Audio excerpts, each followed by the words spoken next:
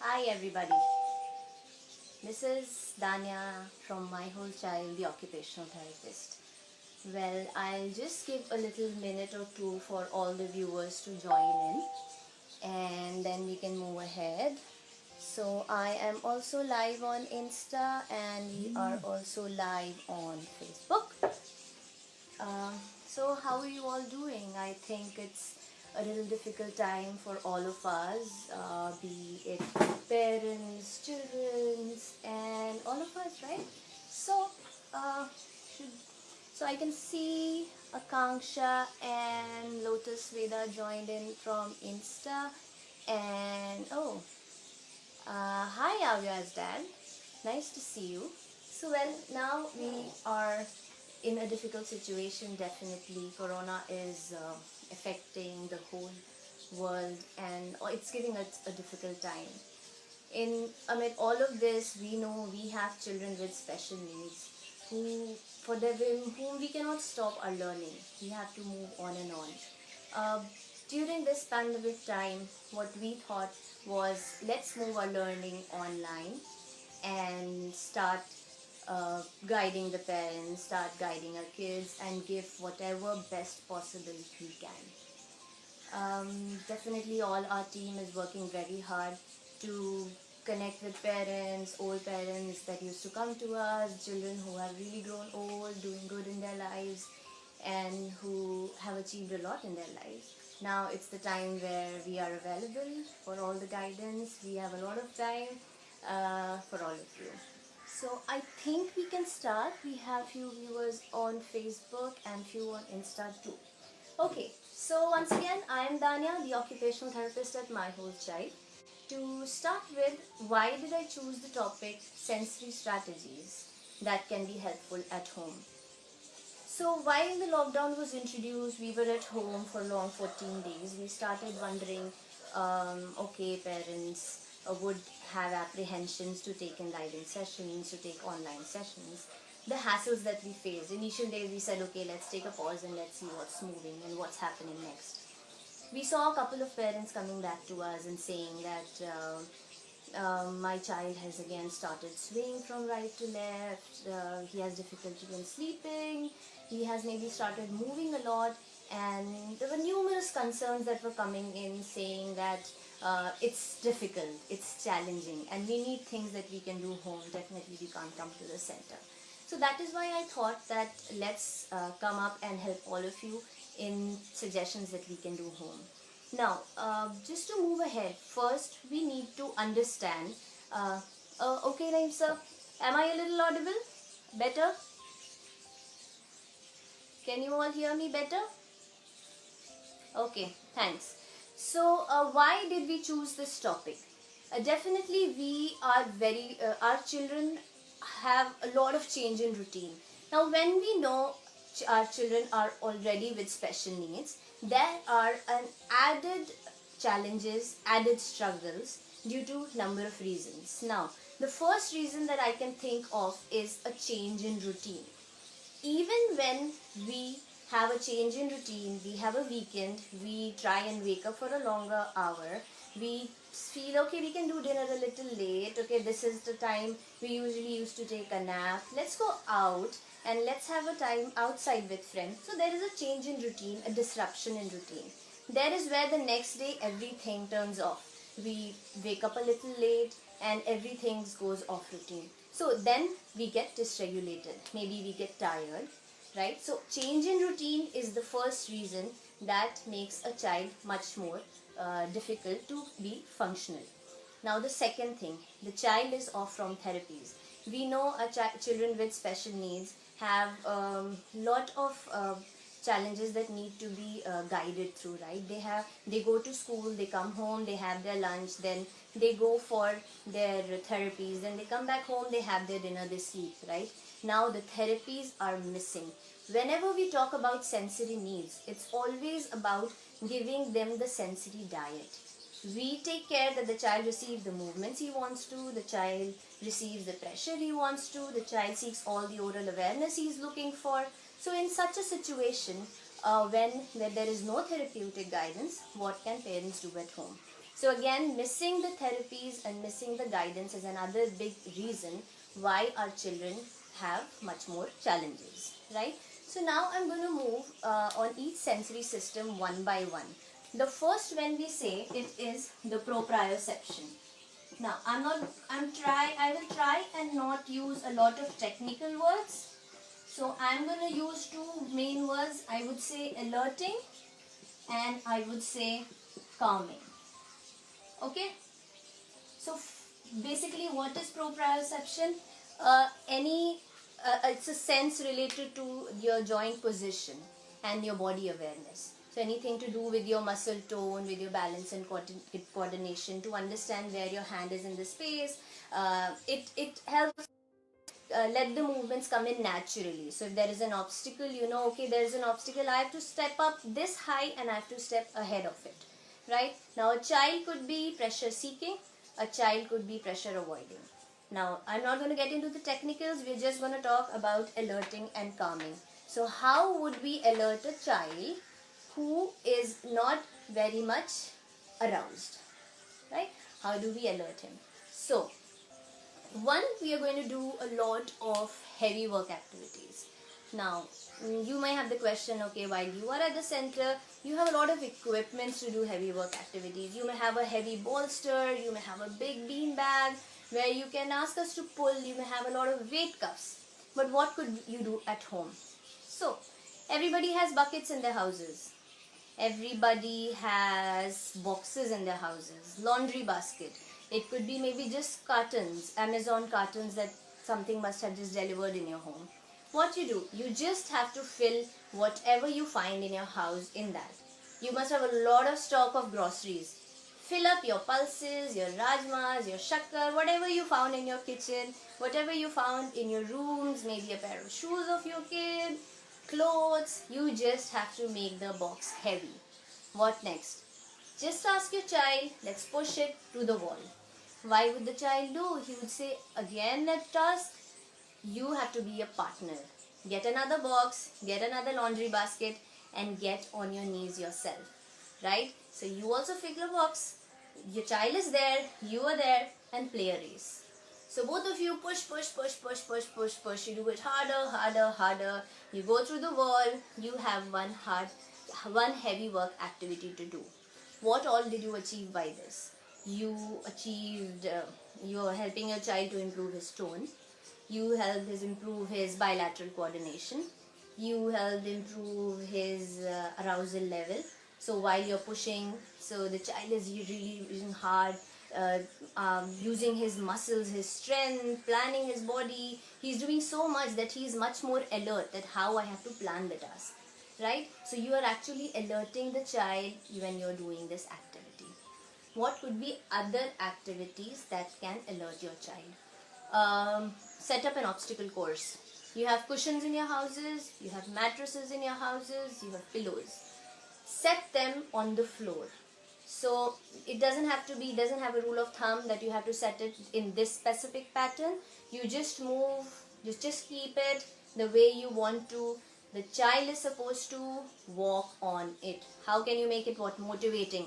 You stand on the other end, or maybe you start with a puzzle. You give stuff that is kept over here and you have to reach over there and finish the puzzle. So pieces are here, the puzzle fixer is over there. You go from this place to the other place while you are walking on the cushion and the mattresses. Now, how is that surface helping you therapeutically?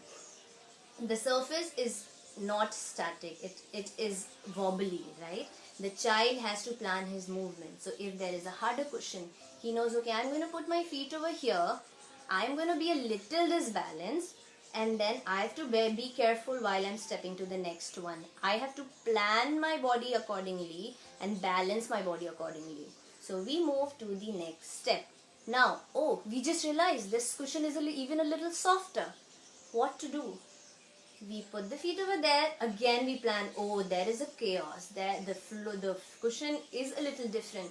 Then the child would again plan the movement and use a little more force, or whatever way he has to plan. His senses would be much more active and much more alert to move ahead. So then he would go to the next step. moving on, what next does he has? He has a third, suppose a yoga mat. That is a different texture and that is something really little different. So what happens over there then? Again the child plans. So you are basically just giving a floor, a surface, a path or an obstacle course for your child to move ahead and ahead and reach at the other end. So again you're challenging the body awareness of your child. Right? So we spoke about obstacle courses. Oh, another example just popped in my head. You have a lot of furniture in your house. So what you can do? I believe few people are struggling to listen to me. I'll just come a little closer. So you must be having a lot of furniture in your house. What you have to do is to turn the furniture upside down. Maybe take the chairs of your dining table and your child maybe creeps under the chair, crawls under the chair, or what else he can do? He can climb over the chair. So you set multiple opportunities for your child while you are completing your obstacle course. So you keep chairs, maybe you keep it very close. The next moment you keep it on a distance, right? The next time what you do, you skip a chair, you keep a bean bag over there, and then next again there is a chair. So the child is doing a lot of crawling, creeping under the chairs, walking over the chairs, planning how far the chair is, going on the next step. So these are the basic things that you can move ahead with obstacle courses. Again, if you can think of something pulling, so if there you can create something on which you can tie a rope, maybe a box that has a little hook, or even the laundry basket, you can easily tie a rope and just fill up stuff and pull. If you are in a joint family, that is even great. How can you help that? Joint families, call grandmas, chachus, everybody, chachis, all the kids, join together, play tug of war. A long rope, you pull, it's even motivating, and you have the child do again a heavy work. So loads and loads of heavy work, and you are set.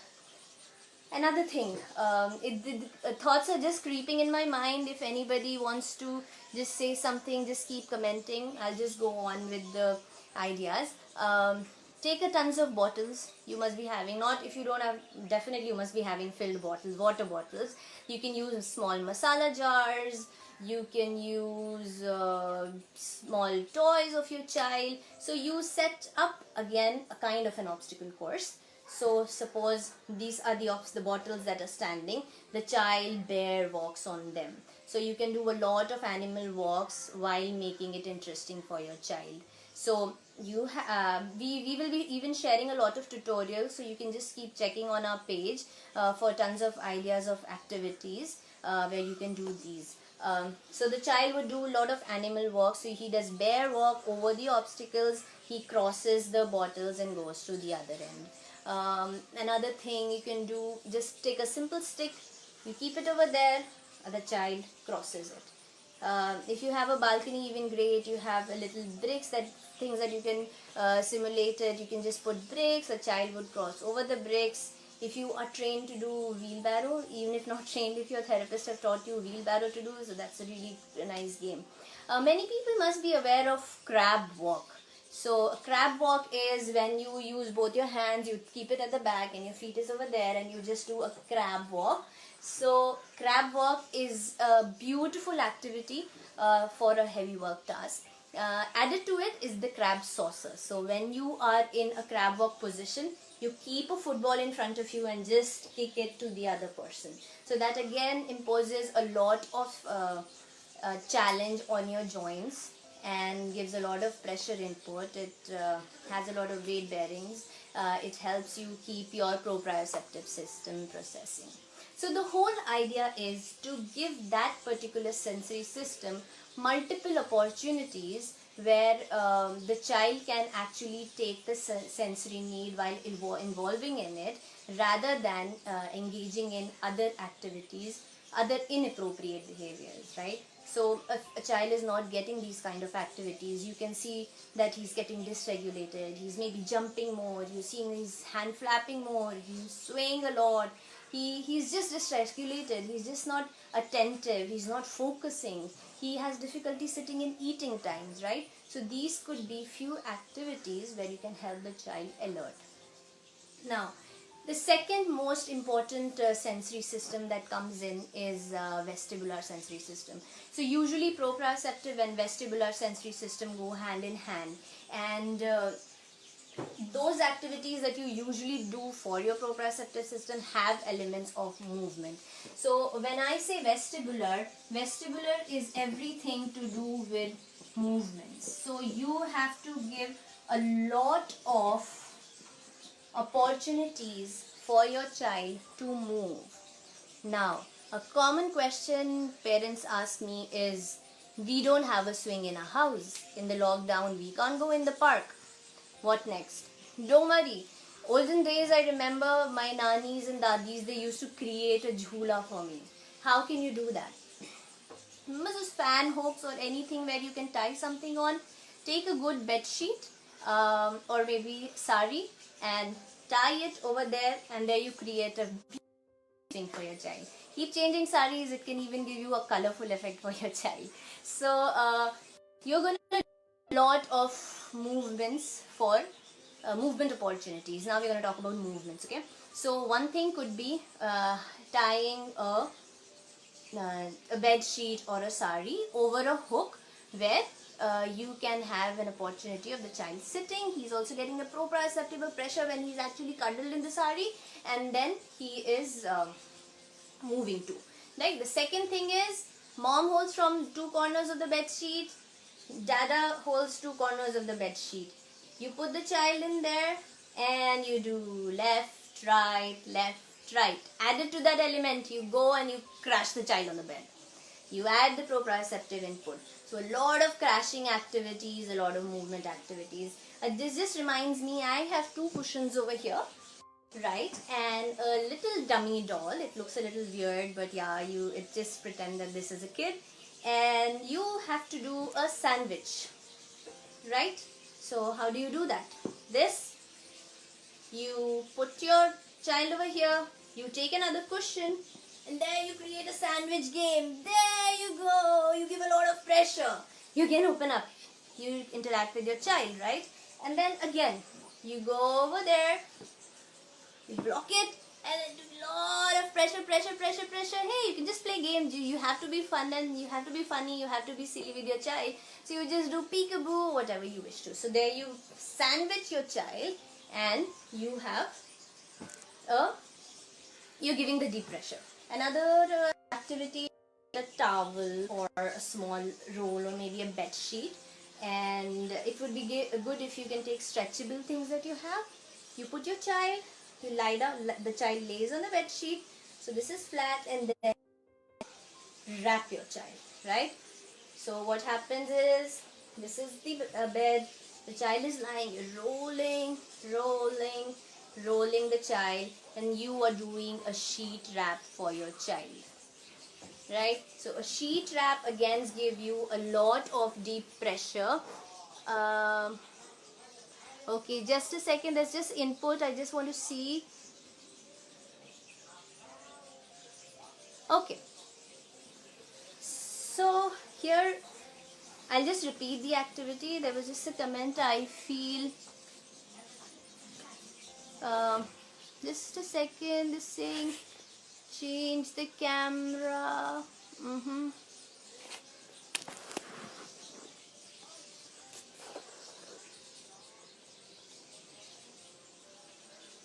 Okay, yeah, sorry for the interruption. I just got a message that said that I need to be a little loud and they can't see me. So I'll just get, I was on a rolling activity where we are making a roll of the child. So again, here the child is, ask the child to cross the hands, and we roll,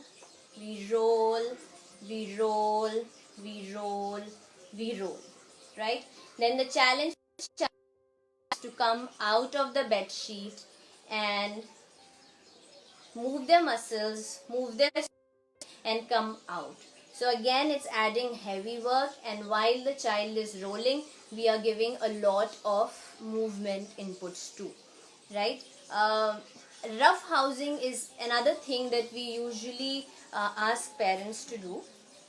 So, what is that rough housing when we say?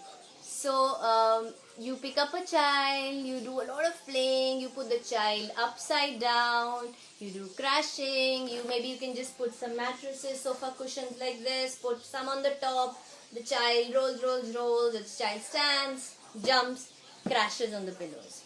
Again, giving a lot of pressure inputs, a lot of movement inputs. Spinning is something that we usually don't recommend. If a child is engaging in spinning himself or herself, then that is good. But usually therapeutically we would not go into spinning activities. Just simply you can relate it while you are moving round and round. What usually happens is there is a time when you start feeling dizzy. So that moment actually your sensory system gets cut off, and it's too much of overload, and it does not functions anymore. So there's like kind of a cut off where you start feeling dysregulated. So I would recommend not to do spinning at your houses. Just whenever you want to do spinning, let the child, if the child is doing spinning himself or herself, that's totally okay. But don't pressurize or don't impose this activity passively on the child. Right? Other movement activities that I can think of could be rolling, when I said. So maybe you can take your bed mattress, you can put some pillows under it. So you try and do an inclined plane of the mattress. Then the child rolls himself to the top of it and then rolls himself down the mattress. So what is happening when the child is going up, he has to use a lot of strength, where he's also moving and using his core muscles and the whole body to eventually roll and move anti-gravity, right? So when we are going up, we are doing a little anti-gravitational movement. When we are coming down, we are doing a gravitational movement. So when we are coming down, what the child does, it's freely falls, and when he's going up, he has to be vigilant, attentive, and go up while moving on the inclined plane, right? So these could be few movement activities. So I am seeing a little questions, guys. Keep sending your questions. Yes, Maheshwari, I read your son. I'll just get back to your question in the inbox. I'll be here for the next 30 minutes once I end the live, and I will keep responding to your messages for sure. Yeah. So that was about the movement sensory input. Now, the third main common area that I see parents and children struggling with is oral motors, right? So when I talk about oral motors, it's usually a combination of three important systems. So those three important systems one is the taste, one is the pressure, and one is the tactile, right? Pressure proprioceptive when I'm talking about. So tactile is when the child is getting a lot of features in their tongue. Then when I'm saying taste, so it's definitely a lot of flavors, sour, salty, sweet.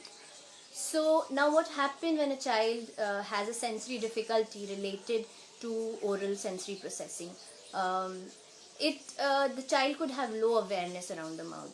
So when the child is having low awareness around the mouth, they would try to engage in a lot of seeking behaviors. Now what could that be? Maybe the child is doing a lot of teeth grinding. So it's like this technical glitch. Yes, so I am back. So we were talking about oral sensory difficulties. So the child would try to seek oral senses. How do we say that? How does it happen? We may see that the child is grinding his teeth a lot. So a lot of these movements, right? Or maybe a lot of other movements using the musculature. So it could be doing, or maybe just taking out some teeth grinding. So all those kind of sensory seeking behaviors. Another sign of oral difficulty could also be that the child is drooling and the child is not aware that there is something wet around the mouth. How can we tweak that at home? Um, Children who must be having these kind of difficulties would be having chewy tubes in their houses, maybe vibrating toothbrushes. So those who have it, good, take them. Those who do not have it, don't worry, there are tons of alternatives we can do. um, Carrots are still in the market. If you're having carrots in your house, just take them. It's a very good thing as a crunchy, not crunchy, like a thing that a child can bite on.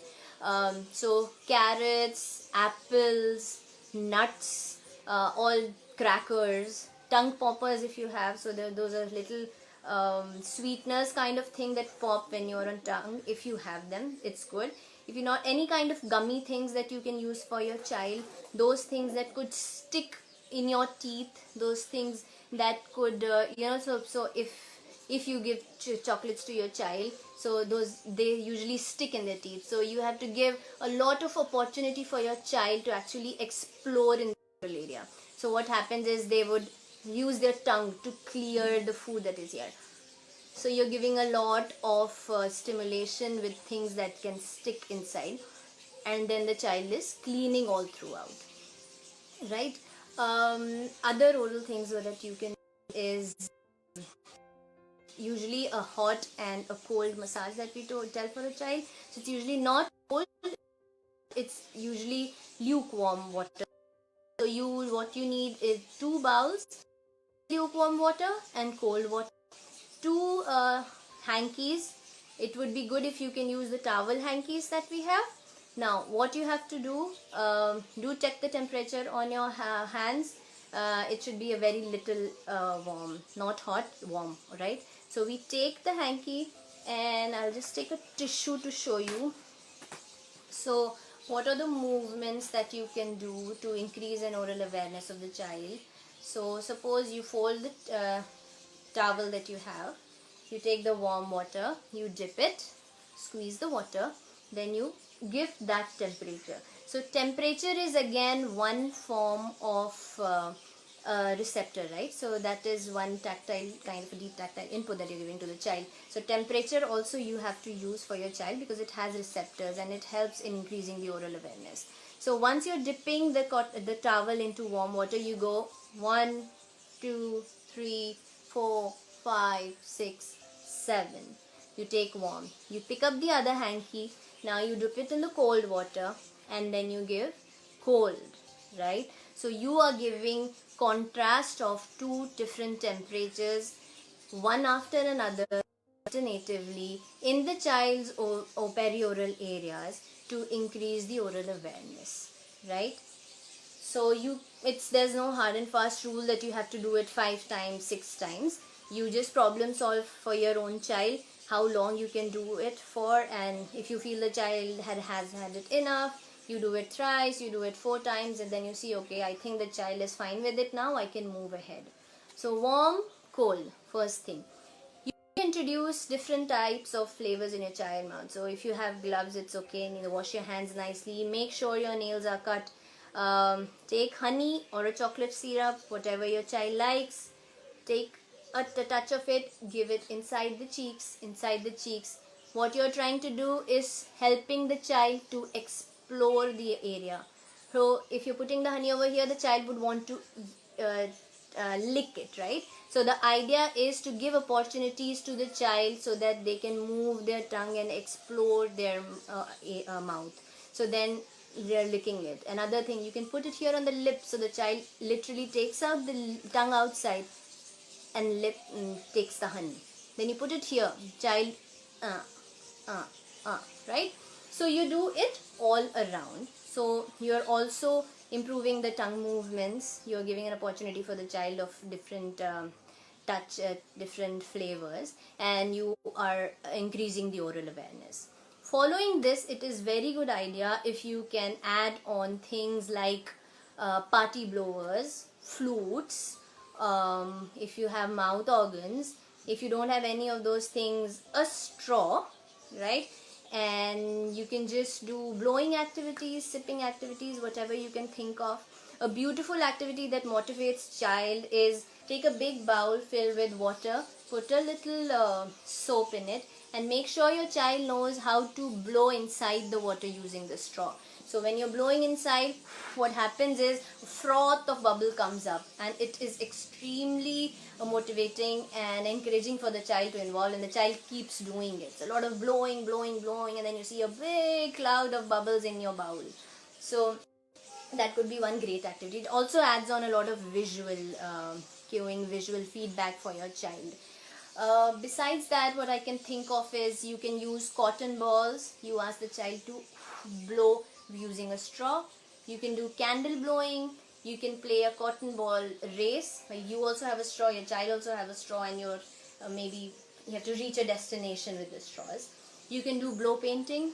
Blow, you put a drop of paint, blow, and the paint spills, right? So that is another good oral motor strengthening activity. So I just have a question. Atul asked, what can we do about hyperactivity? Atul, we spoke about a lot about movement activities in the beginning. So maybe once we put this in our story, you can have a look at it, or just message us or email us at our office ID, and we can get back to you. So coming back to oral activities, so a lot of blowing, sipping activities, a lot of crunchy food materials to give to your child can help your set your child oral sensory system. So basically these three are the major areas of concern we see.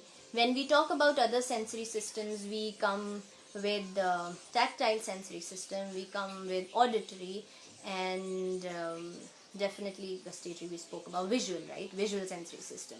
Now, visual sensory system is definitely extremely important, because when we see when we see a child with such kind of difficulties, what happens is the child, just to start with a simple difficulty, just a sunlight coming in the room, we just don't like it, we just want to go away with it, right? So that could be just avoiding. And one could be a visual seeking, so wants to see each and everything. So there are lights on, I keep staring on the light. There is mirror, I'm getting a very good visual feedback, I'm just watching at the mirror, getting distracted, have a difficulty in focusing in any activities because I'm visually not contained, visually I do not have my focus set, right? So what are the things you can do when it comes to visual sensory system? Make sure you involve your child in a lot of dark room activities. So what are dark room activities? I'm sure you must be having torch lights or Christmas or Diwali lights in your house. So you have to set up those lights in such a way that your child involves in activities where he has to visually focus, and you have cut off all the other sensory backgrounds or the sensory distractions that can come. So you switch off the lights, you do not have any sounds over there, what you have is just a torch light, you are sitting over there, try and give minimal or no verbal instructions. So there should be no sound. You just have to make sure that your child gets enough visual sensory input and enough visual feedback. How? You are just going to move the torch light on the wall, on the ceiling, left, right. So you do up, down. So what the response you're looking for is that your child actually tracks the visual light. Now this depends from kid to kid, right? So I am talking, so this example is just for a kid who would maybe have a little poor eye contact. He would not, he has difficulty tracking sustained attention, sustained visual attention. So just for those. So you do a little visual tracking activity. So the child is tracking here and there. Now you see he can do a good left to right, up to down. You can make it wavy, right? You just change the feedback on the wall, and then the child does this and sees. So again, opportunities, multiple opportunities, and the child is more regulated. Next, what you can do, you can get few marbles. You don't have marbles, get some rajmas from your kitchen, get a bowl, get also some beans or anything else from the kitchen, like pulses or something, and then what you have to do, you put the torchlight on the rajma, you just cue with your light that the child has to pick up from one and put it in the basket. So you're not speaking. You do not have to give any other sensory distraction to the child. Just giving a torchlight and cueing the child to finish the task. So the child picks up one kidney bean, puts it in the basket. Again gives it to the other, picks it up, puts it in the basket. Right? So a visual feedback. Another game that I usually do with children in a dark room is suppose I'm having the light, I want the child to speak up. So just adding an element of communication in it. Switch it on, the child is seeing it on the wall, and then I go off. And then I'm waiting for the child to respond and try to communicate to me in such a way that I switch it on. Right? So the moment the child maybe just touches me, so I understand that, oh, the child is trying to cue something. And there you go, I switch it on. Right? For the children, open. You can just give a cue saying open, and then you relate open, and you switch on the light. So you can actually use a lot of elements added on to any kind of activity that you do. You're prompting a child. You're trying to facilitate or encourage the child to pick up options, right?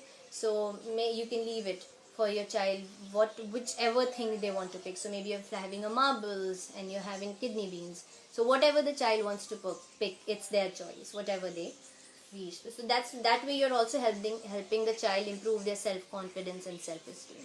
So that is one, just focusing on visual skills. Now when I come to visual motor skills, so what is it is in coordinating your visual skills with your physical skills. How do you do that? So when I talked about an obstacle course, when we spoke about walking on a set of chairs or walking on cushions, so that is also an activity that includes both visual set of skills and motor skills. So a child has to see where is the cushion to walk on, right? Another beautiful activity that one of my co-colleagues just did with a child, I loved it, was she laid a line of cushions joined in, and she took a big ball. So what the kid had to do was to bend down and cue the ball all through the track to the other end. So what the child was doing, actually using his whole body to bend, challenging his physical skills, at the same time using both the hands in coordination to roll the ball on the cushion and keeping his body aligned so that the ball doesn't fall off the line of the pillows, right? So it's a beautiful activity that you can do.